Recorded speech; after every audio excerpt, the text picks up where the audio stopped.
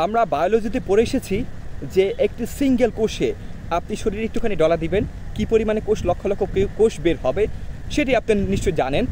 এই একটি সিঙ্গেল কোষে 300 থেকে 400টি মাইটোকন্ড্রিয়া থাকে, যেটিকে কিনা কোষের পাওয়ার হাউস বলা হয়। যদিও উদ্ভিদ কোষ এবং প্রাণী কোষের মধ্যে যথেষ্ট পার্থক্য রয়েছে, বিশেষ করে উদ্ভিদ কোষের প্রাণী কোষের মেইন পার্থক্য হচ্ছে উদ্ভিদ কোষের মধ্যে বিশাল বড় একটি কোষ প্রাচীর থাকে, যেটি কিনা প্রাণী কোষে থাকে না।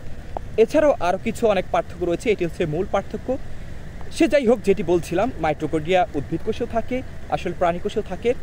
আমাদের শরীরে সামান্য একটু মেকানিজমের সমস্যা হলে আপনারা নিশ্চয়ই জানেন যে ক্যান্সার যখন হয়, ক্যান্সার হলে অস্বাভাবিক কোষ বিভাজন তৈরি হয়। অর্থাৎ আপনার যে পরিমাণে কোষ তৈরি হয়, আমাদের একটি নির্দিষ্ট রেটে কোষ কিন্তু মারাও যায়। যখন কোষ তৈরি হওয়ার চেয়ে মারা যাওয়ার রেটটা কমে যায়, তার মানে কোষের সংখ্যা বৃদ্ধি পেতে থাকে, তখন সেখান থেকে টিউমার তৈরি হয়। টিউমার থেকে আস্তে আস্তে আস্তে আস্তে সেটি আরও বড় হতে থাকে, ক্যান্সারের রূপ নেয়। আপনি একটি জিনিস খেয়াল করে দেখবেন, আল্লাহ তাআলা আমাদেরকে মেকানিজমকে কত সুন্দর করে সৃষ্টি করেছে। আমাদের চোখেরও পলক পরে চোখ বন্ধ হয়, কিন্তু আমাদের যে হার্ট পাম্প করে এটি 24 ঘন্টার মধ্যে এক মুহূর্তের জন্য বন্ধ হয় না। এক মুহূর্তের জন্য বন্ধ হলে আপনার হার্ট ফেলিয়ার হতে পারে, হার্ট অ্যাটাক হতে পারে, বিভিন্ন ধরনের সমস্যা হতে পারে। আমাদের শরীরে ঐচ্ছিক পেশি এগুলো আমরা নাড়াতে পারি, কিন্তু হার্ট হচ্ছে অনৈচ্ছিক পেশি।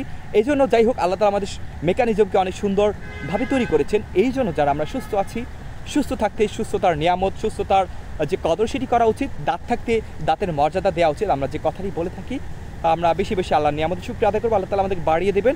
আর নিয়ামতের শুকরিয়া আদায় না করলে আল্লাহ তাআলা আমাদেরকে কঠিন আযাবে গ্রেফতার করবেন। আল্লাহ তাআলা আমাদেরকে সবাইকে সঠিক বুঝ দান করুক। এই বৃষ্টির মধ্যে আমি ভিজছি আর ভিডিও বানাচ্ছি, ভালো লাগে বিধায়।